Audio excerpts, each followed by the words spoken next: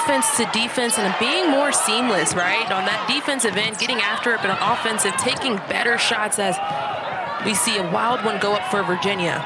Citron back on the court. She dealt with some injuries as well, her and Westbeld, as Kymora Johnson just drives back right by the defense.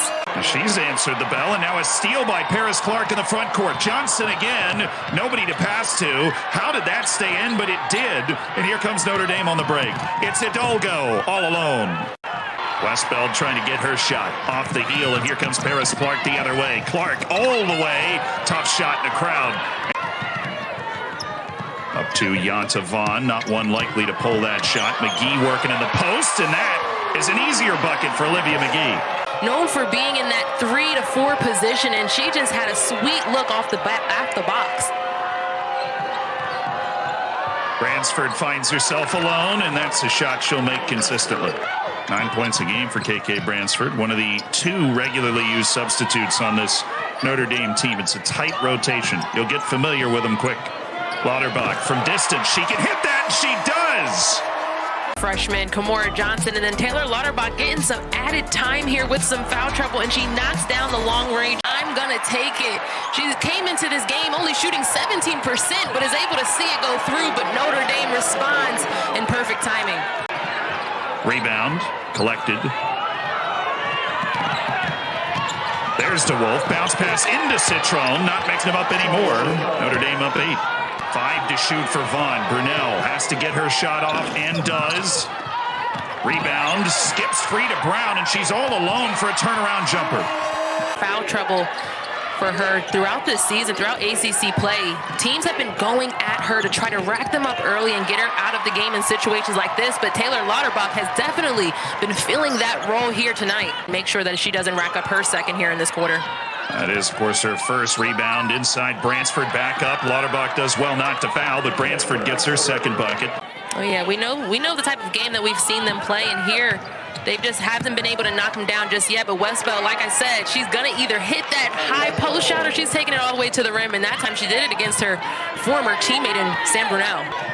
Her and Citron's return to the lineup has been so huge for Notre Dame. Really makes them a contender to try and repeat for, if not the regular season title, the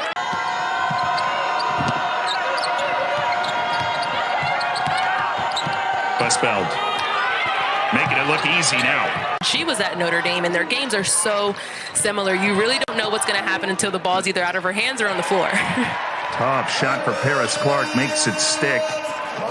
Of the week for the ACC, but we think about who she may remind us of, right? We know that Notre Dame had Olivia Miles, who is now injured for them, but Notre Dame's certainly going to have those plays called, like you said, to go at her more, especially with the experience that Notre Dame has outside of Hidalgo.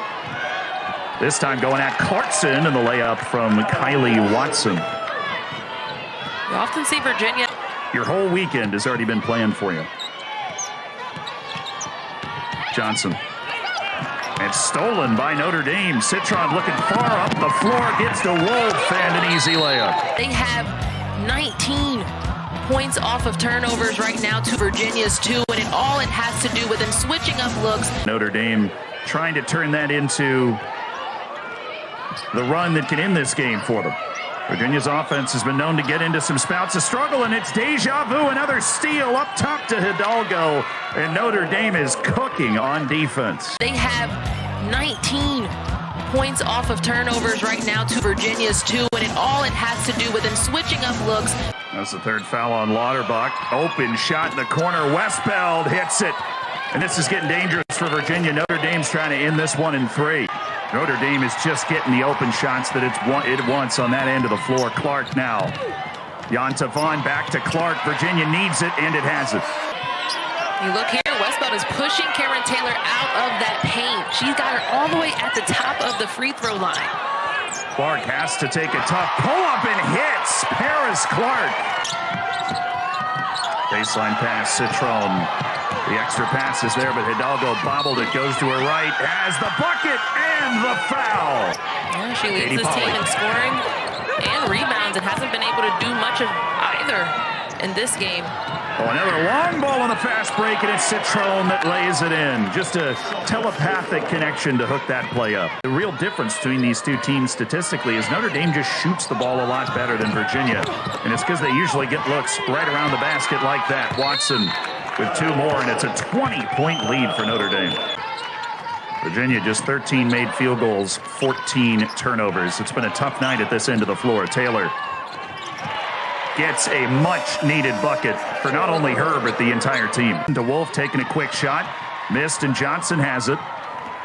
Kymora Johnson now looking to run the other way. It's McGee in motion, and she drains it.